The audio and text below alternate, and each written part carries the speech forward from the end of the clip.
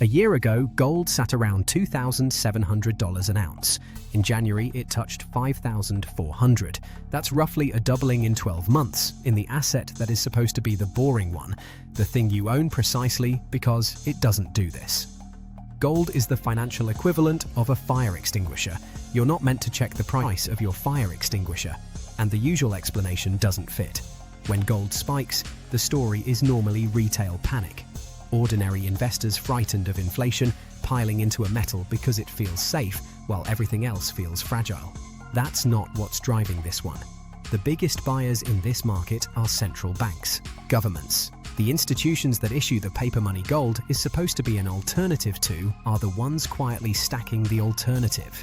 The numbers are not subtle. In the second quarter of this year, the official sector bought a record 289 tons, up more than 60% on the same period a year before. Poland took over 50 tons on its own. China took more than 30. And these are not one-off purchases. This is the continuation of a buying run that has been going for years, accelerating rather than fading as the price climbs. Then there's the detail that should make you sit forward. They were buying into a 16% dip. The price fell, and the official sector treated it as a sale. That single fact tells you what kind of buying this is. Speculators chase strength and flinch at weakness. A falling price is a signal they were wrong. Buying more when the price drops is what somebody does when the purchase isn't a trade at all. It's what you do when you've decided you want a different mix of assets, and the price is merely the cost of getting there. These are not investors expressing a view on gold. They're institutions changing what their savings are made of. To see why that's a big deal, you have to know what a central bank's reserves actually are, because they aren't a vault of bullion and cash. They're mostly other countries' government bonds, overwhelmingly, for decades, American ones. And that arrangement is enormously convenient. Treasuries are deeply liquid, you can sell billions without moving the market much, they pay interest, and there is always a buyer. Gold pays nothing, costs money to store and insure, and simply sits there being heavy. So for 50 years the trade-off was obvious. Why hold a lump of metal that yields zero when you could hold the safest interest-bearing asset in the world? The answer everyone gave was no good reason, which is why gold's share of global reserves fell for decades. Then the trade-off changed, and it changed in a way no spreadsheet had priced. A bond is somebody else's promise, held inside somebody else's financial system.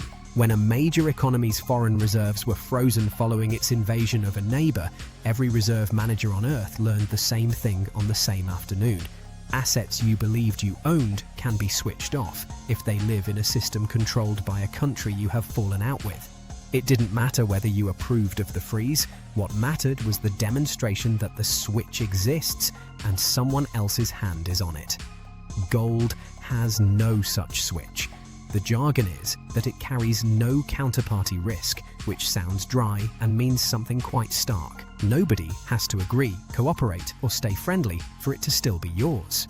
It is the only major reserve asset whose value doesn't depend on another government's continued goodwill. And this has stopped being a fringe position. Surveys of reserve managers now put something like 3/4 of them planning to reduce their exposure to the dollar. Not eliminate, reduce. But these are the people managing the world's official savings, and when 3/4 of them lean the same way, the flows are enormous, even when every individual step is cautious. To see how complete the reversal is, look at what central banks were doing a generation ago. They were selling. Through the 1990s and 2000s, the official sector was a consistent net seller, offloading gold as a relic that paid no interest and cluttered up a balance sheet. It became so persistent that European central banks signed a formal agreement to cap how much they'd collectively sell each year. Specifically, to stop themselves from crashing the price on the way out, Britain sold around half its reserves near the bottom of the market. Gold was the embarrassing inheritance nobody wanted. The same institutions are now the marginal buyer setting the price. That is not a tweak to an allocation, that is the same class of decision maker reaching the opposite conclusion within a working lifetime.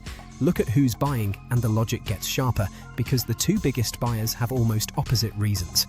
Poland is a NATO member with a war on its border, building reserves it could rely on if the region became unstable and access to anything held abroad got complicated. China's motive is closer to the mirror image, reducing dependence on a financial system run by a strategic rival that has demonstrated it will use that system as an instrument. One is ensuring against chaos, the other against pressure. Both conclusions point at the same metal, and there's a physical dimension to this that most coverage skips entirely because it sounds like a detail and isn't. A lot of the world's official gold has historically not been kept at home.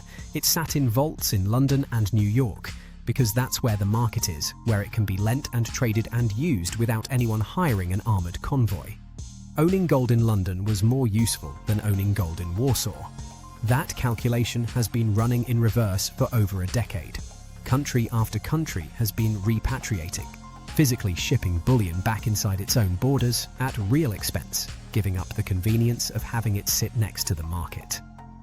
Germany ran a years-long program to bring a large share of its reserves home. Poland has been explicit that it wants the bulk of its gold on Polish soil. If your reason for holding gold is that nobody can switch it off, then gold in somebody else's vault only half solves the problem. The repatriation trend is the same argument as the buying, expressed in freight. There's also a supply problem that makes the price behave strangely. Gold mining cannot respond quickly to price. A new mine is a decade-long project through exploration, permitting and construction, and annual production changes only slowly regardless of what the market does. So you have supply that is close to fixed, meeting demand from buyers who don't care what it costs. That combination doesn't produce an orderly price. It produces a price that has to rise until somebody price-sensitive is persuaded to sell, and the price-sensitive holders are mostly the rest of us. Which brings us to the uncomfortable part. Central banks are the definition of a price-insensitive buyer. Multi-decade horizons, no redemption pressure, no client calling to ask why the portfolio fell this quarter. They will keep accumulating a strategic allocation at 3,000 or 6,000. Retail investors are not that. Gold has now spent a year in the headlines, which is precisely the point in any cycle where ordinary buyers arrive, pulled in by the move that already happened. And the fact that the reason for the rally is entirely sound offers no protection at all to somebody buying after it. A good reason for a price to rise is not the same thing as a good price. The bear case deserves saying plainly too. Gold produces nothing. No dividend, no coupon, no rent, no earnings that grow. Its whole return depends on somebody later paying more than you did, which makes it unusually dependent on the story remaining fashionable. Every previous gold mania has been followed by a long, grinding stretch where the metal did nothing while everything else compounded quietly. Somebody who bought at the peak in 1980 waited decades to break even in real terms. A central bank can sit through that without blinking. A person saving for a house cannot. So there are two entirely different things happening in the same market, and they're being reported as one. The first is a slow, deliberate, strategic reallocation by institutions responding to a real change in how safe foreign assets are. A decision that isn't a trade and barely looks at the entry price. The second is everybody else, watching a chart go vertical and drawing the conclusion vertical charts always invite. The first is why gold is at 5,000. The second usually decides what happens next, which leaves a question worth sitting with, and it's a good deal bigger than gold. If the institutions that create money are quietly buying the one asset that sits outside their own system, what is it they think they're insuring against?